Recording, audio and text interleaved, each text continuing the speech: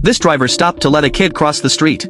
But the very next second, the driver even cursed as he drove off. All of this was witnessed by Lilith, standing nearby. She immediately recognized the driver. It was her former classmate, Charlie. After fleeing the scene, Charlie pulled over on a country road. At first, it looked like he was calming down.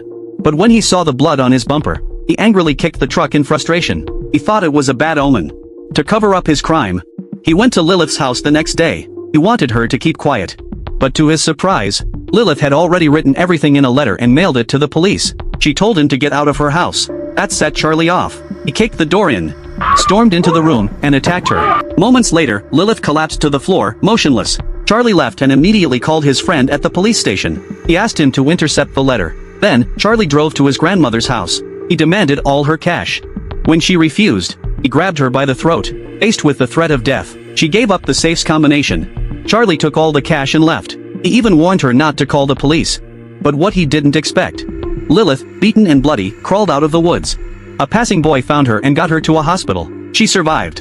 And as soon as she woke up, she reported everything to the police. Realizing the seriousness of the case, the department sent their best officer, Jack. But Charlie had already paid off a local gang to protect him. Jack went in alone to their hideout. The gang leader, impressed by Jack's nerve, challenged him to an arm wrestling match.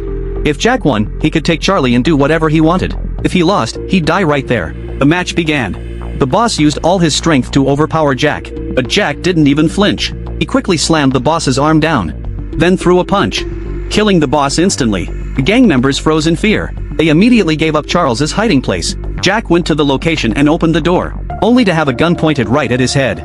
It was Charlie, but Jack wasn't fazed. He stepped in closer, then quickly disarmed Charlie and threw him to the ground. But instead of taking him to the station, Jack drove him to an empty field. He handed him a timer and said, "If you can stand on that boulder for 5 seconds, you're free to go."